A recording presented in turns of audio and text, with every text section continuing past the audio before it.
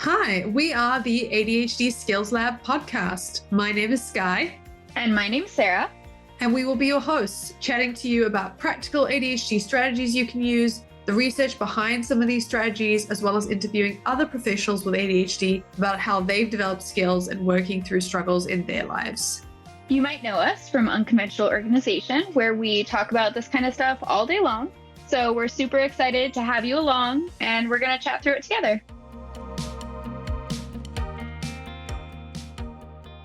So today I am so happy to be speaking with Peter Shankman. For those of you who don't know, Peter is an author, a serial entrepreneur, and a successful speaker. He has founded and sold several companies, including Help a Reporter Out, or HARO, and has written several best-selling books, including Faster Than Normal, Turbocharge Your Focus, Productivity, and Success with the Secrets of the ADHD Brain. He is also the host of the ADHD podcast, Faster Than Normal. So welcome, Peter. It is absolutely great to have you on the podcast. It's great to be here. Thanks for having me. So you're based in New York, which, as someone who's watched a lot about New York but hasn't actually lived there, it's actually where a lot of our clients come from. Is there anything about New York that is particularly friendly for ADHD brains? Well, I mean, it's, city that never sleeps. There's always something going on. And, if you can't sleep at 2 a.m, you can find 100 things to do. For me, I grew up here. I was born and raised here. So, it's all I know. I've lived in other places. I've lived in quiet places. I've lived in other cities. And I just always wind up being back here. There's an energy here that's really unmatched anywhere else in the world. Well, I can tell you that in New Zealand, the city definitely sleeps. There is nothing to do at 2 a.m. Awesome. So take me through your ADHD diagnosis journey, because you were diagnosed quite late. What was that experience like? Yeah, so I was diagnosed probably in my late 30s, mid to late 30s. It basically made everything make a lot more sense. Everything kind of understood. I kind of understood what was going on and why my brain was the way it was. This sort of gave me that little bit more of insight. Said, yeah, this is why this happens. For me, it wasn't about thinking something was, by the time I got diagnosed, I didn't think anything was wrong with me anymore. I just sort of thought that I was different. I kind of worked on getting over that something's wrong with me for years ago. For me, it was really about understanding that I could do things differently in a different way. And as long as I knew how to do that, I could be beneficial for it. Interesting. So for you, was it something that you sort of knew that you probably had and you were just confirming it? Or was it a surprise to get diagnosed? No, I kind of at that point kind of knew it. It was more about knowing, being aware that I had it and knowing here's what I could do to make it better. Here's what I could do to make it easier, and here's what I could do to help me with it. Yeah, no, that makes sense. And it's interesting because, you mentioned sort of being quite early on that person in the classroom that might have been diagnosed with ADHD. So I was kind of interested to find out that you only were officially diagnosed when you're a bit older, which I think is an experience for a lot of us. But sometimes in the classroom, if it comes up, people tend to pick it up, but maybe not so much in the 80s. Well, in the 80s, it didn't exist. What existed was sit down, you're disrupting the class disease. Yeah, exactly. It was tough because, everyone was saying, okay, you're broken, right? And so to be able to sort of understand, hey, I'm not broken, I just do things differently, and that's actually a benefit, was not only a great thing to have happen to me, but a great thing to be able to tell that story to the rest of the world as well. Yeah, no, and that's such an interesting turnaround that I actually wanted to talk about a little bit because, unlike other people who are diagnosed with ADHD, you've decided to be very open about it, which is amazing and awesome. It's really helped a lot of people. Was that a hard decision for you, or a decision at all? It wasn't. I have always been very open with who I am, both for good or for bad. And I think a lot of that comes from ADHD because growing up, when you're told you're broken all the time, you tend to overcompensate. You tend to try to make people think, hey, I'm awesome. Trust me, I'm awesome. Look at me, I'm awesome over here. I had an ex-girlfriend who told me that the reason we didn't date 20 years ago when we first started dating, the reason we broke up was because it was always the Peter Shankman show. And she was right, because when you're told you're broken, you constantly make people think you're better, and you're not, and you're worthy of their time. So when I finally was able to accept who I am as who I am, it changed everything about my life. All of a sudden, I was able to be just myself and be friends with people and not have to worry that I'm not enough for them. I can just be who I wanted to be. And that really changed everything for me. Interesting. Yeah. So from what you're saying, it sounds like the ADHD was already present in the situation, and this gave you something to discuss and talk about and kind of explain what was going on and work through. Absolutely. Absolutely. Yeah, because I was wondering if it ever was something that you'd regretted? You've been in so many different situations, talking to so many different people. No, the reason I haven't regretted it more than anything else is because of the emails I get every single day from adults, from kids who say, hey, I see myself in your book. Thank you so much. I realize I'm not broken. That is worth everything. It's worth absolutely everything. Yeah, I have to say, I'll talk about your book in a second, but I re-listened to it again this week in preparation for this podcast, and it was really good, once again, just to kind of listen to it and get all those strategies. And yeah, even though I do it all the time, it was a great book. So what would you say to other people who are in different positions and they've been diagnosed recently and they're having this conversation? Because we hear this conversation a lot. Should I share my diagnosis? Should I not? What should I do? What's your kind of advice for those people? Because I'm sure you get that question as well. So the best advice I ever got was, if you don't like where you are, move, you're not a tree. What that tends to mean to me is that you have the ability at any given moment to say, this is not how my story will end. Mm-hmm. You have the ability to change everything about you and change everyone about you and change everywhere about you. And if you tell people you're ADHD, or if people don't like to be with you because of the way you're acting, perhaps you want to find different people. Mm-hmm. People who cut you down, people who hurt you, they're not good people. Good people don't take pleasure in hurting other people.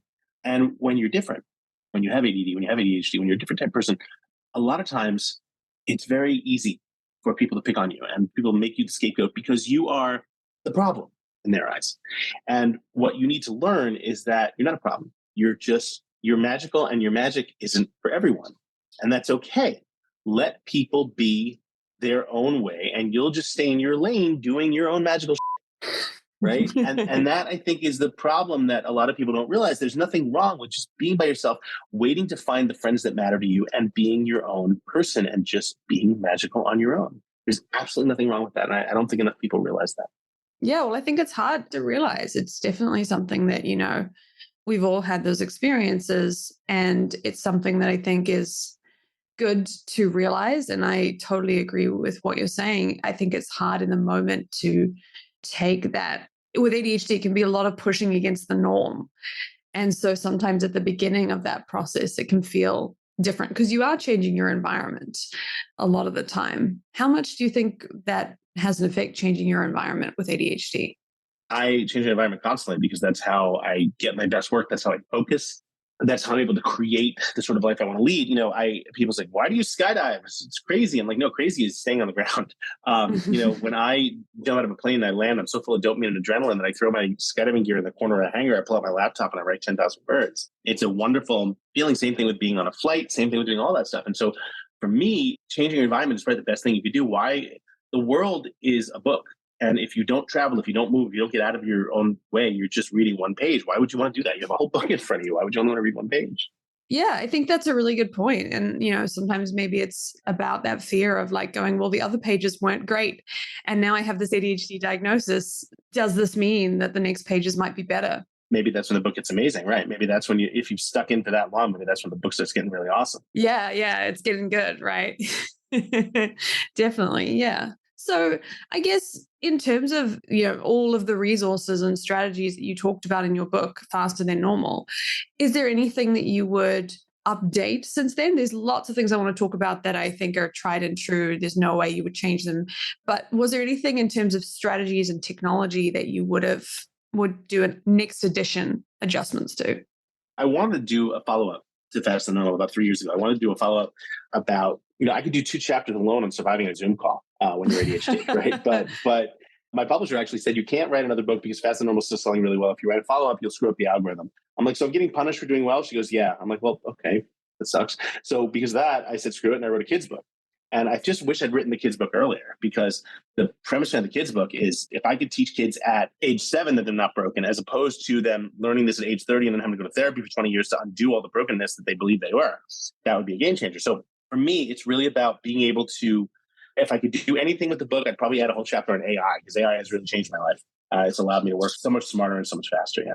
Yeah. I mean, there's AI in this conversation right now, transcribing this meeting. So, how do you use it? I'm always really curious. So one of the things I love about AI is that when I get stuck for ideas, I can have it generate 10 of them. I can pick one and then write on my own based on that idea. So for me, it's an idea bank.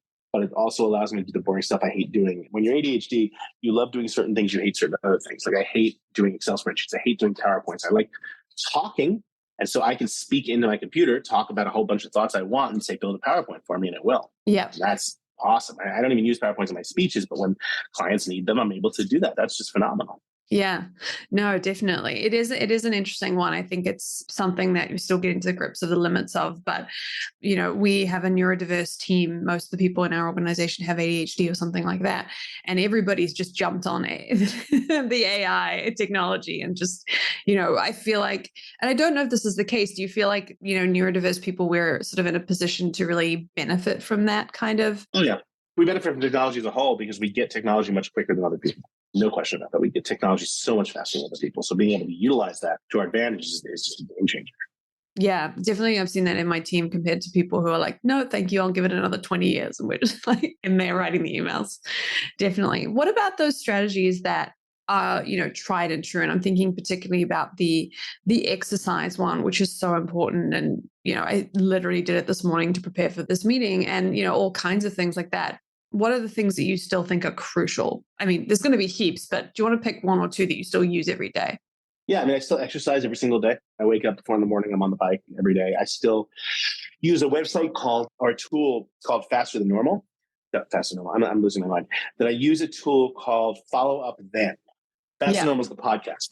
I just assumed you'd made an app that I didn't know about. I was like, that makes sense. Yeah, exactly, right? And I'm so pompous that I would speak about it like I just found it and I didn't make it. No. Follow Up Them is this amazing email thing where you basically send an email to any address. So you send an email to 4minutes at followupthem.com, and 4 minutes later, it'll send you back an email and remind you. But you can do it like 2 days, 15 hours, whatever. It's great because anything I need to get off my plate, but I need to remember to follow up with, it does it automatically for me. That's amazing. I'm going to look that up. Oh, huge fan of that. Followupthem.com. Huge fan. If you find these strategies really helpful, I recommend that you subscribe to our podcast so that you get them every week when we launch a new episode. The other thing that you're really known for is your business success. And I was very curious about this. You've built and sold several companies. Haro is the one that I used even before kind of recognizing, I've found that very, very helpful. And there's plenty of other ones that I know that you've done as well. So if we're talking business development with ADHD, that's an interesting concept because if you are starting a business, that bit's really fun. But then you get to kind of that it's working, things are going. How's your ADHD been kind of a strength and then also made functioning harder in that kind of building stage of business? My number one rule is to hire people who are great at what you suck at. Mm-hmm.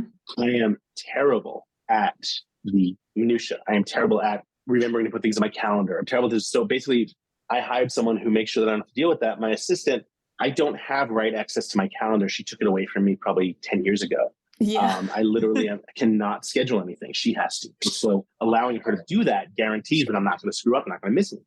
There's no more excitement in the world than running your own business, but find people who are brilliant at what you suck at. Yeah. And I think you're speaking exactly to that point, talking about Megan, who you shout out in the book and was still helping organize this meeting, which is amazing. But there must be so much trust there in terms of trusting somebody else to support you in those things that you suck at. How did you develop that trust with people? Because that can be tough in business as well. You have to find the right people. I mean, I got lucky with my assistant. I found her right out of the box. But yeah, I've worked with employees who I had to fire. I've worked with people who have been my right hand who I've had to fire because they just don't get me. It takes a certain person. There's absolutely no question about it. It takes a certain person. Yeah. And when you say don't get me or do you mean that your organization is a bit different? Yeah, they don't necessarily do the same things I do, or they might not understand why I need a certain thing a certain way. Barry Diller, the head of IAC, was notorious for this. He would, if he ever got a press request, he would have his PR director write an email, name, subject, title of magazine or print, copy, what they want to talk about. And they'd have to do that because that's how he wanted, and that's how he'd read it. And it worked for him. Mm-hmm. Yeah. So you're sort of weaving the ADHD strategy of it all into the business development phase as well. Exactly. Yeah, no, that's awesome. So, because I think that is true. It's sort of like, okay, great. We're running a business. We have ADHD. Now we're going to do this in a neurotypical way, but there's a neurodiverse friendly way to run a business and grow a business as well. Yep. 100%. Yeah, no, that's awesome. And in terms of with ADHD, and I'll put my hand up here, it's hard to spot the difference sometimes between something that is a good idea and an impulsive distraction when you're doing something, and you want to go in all these different directions. Has that been the case for you? What are your sort of advice in that end? Yeah, I mean, you have to understand that sometimes you have things you have to do. You simply have to get them done. You want to play, you want to do that, whatever, fine, that's fine. Get the stuff done first.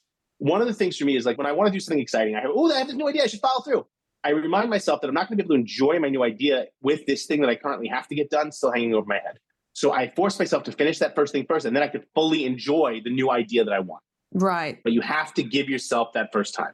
Yeah, definitely. And I guess in terms of business growing, and I think it's interesting with Harrow, the way it's built is it's so well built.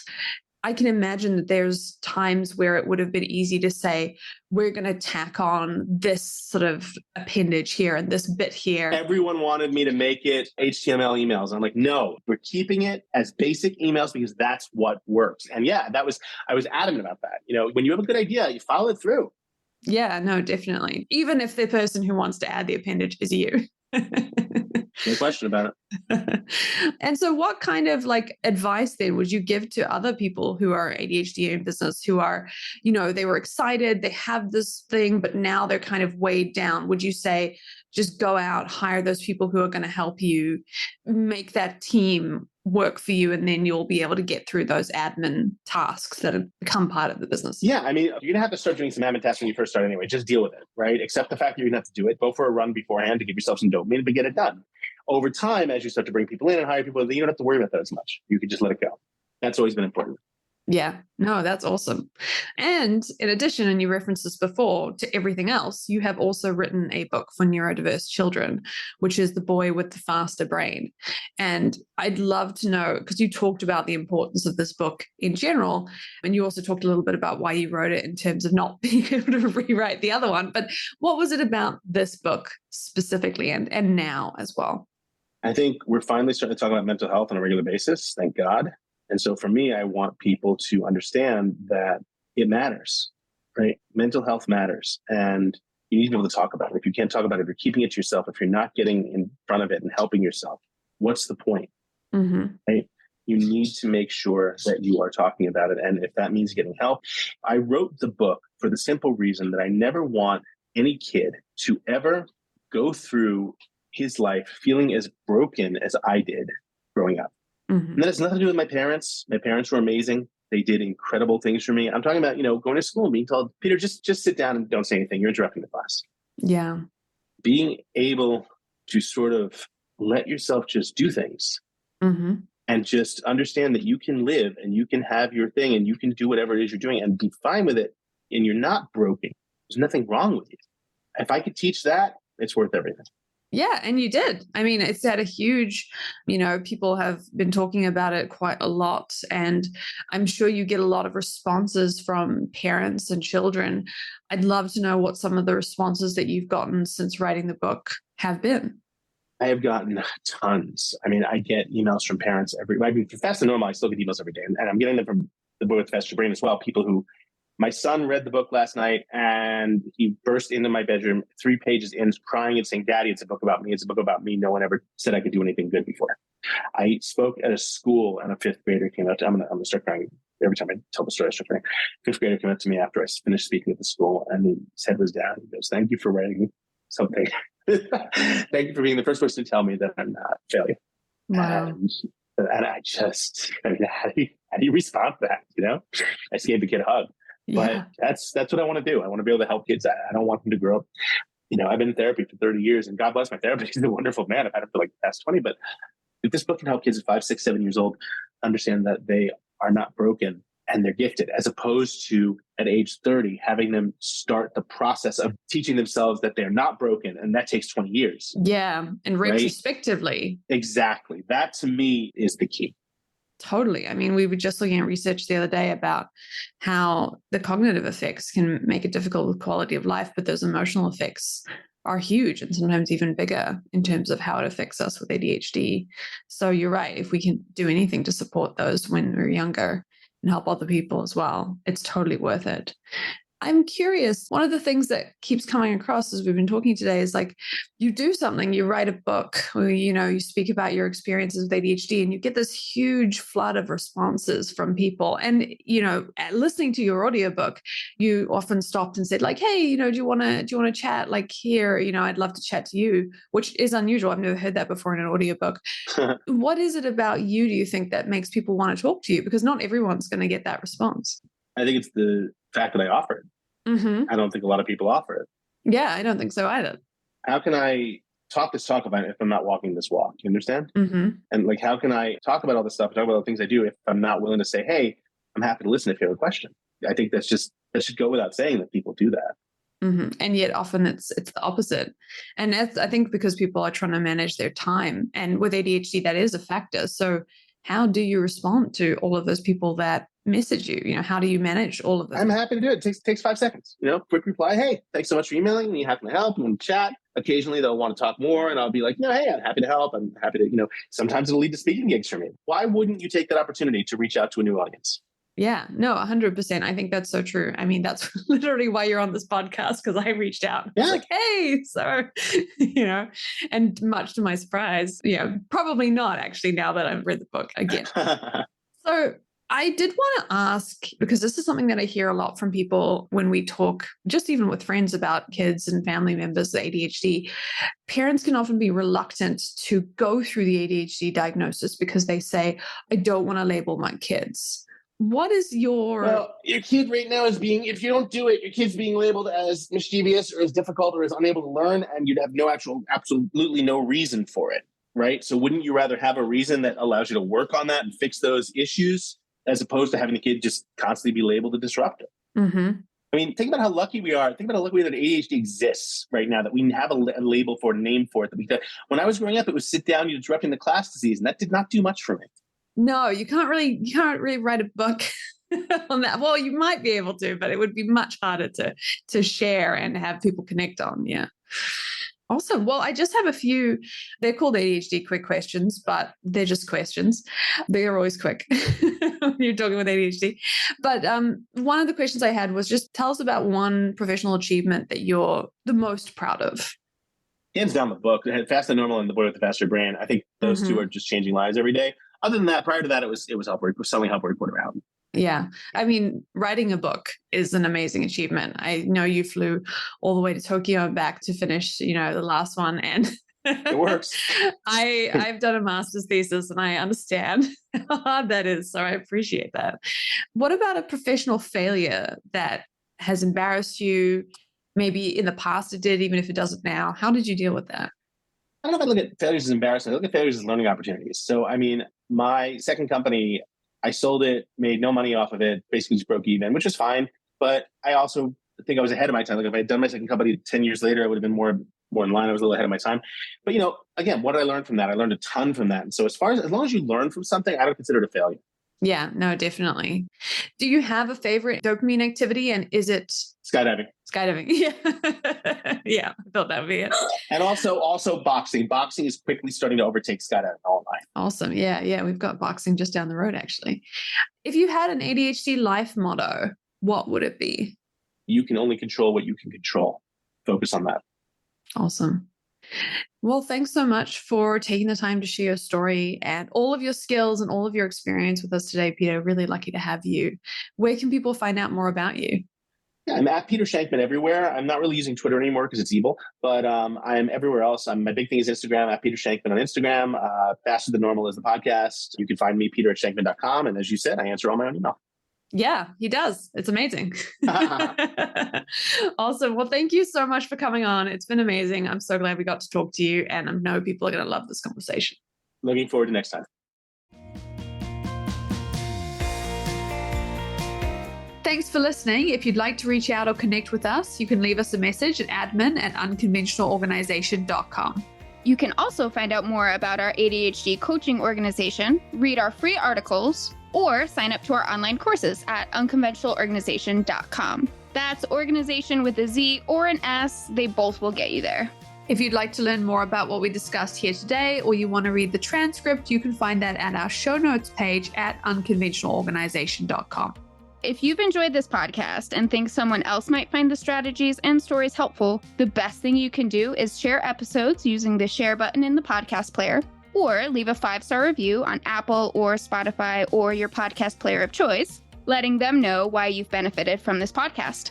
Thanks so much for listening, and we'll see you back in the ADHD lab next week.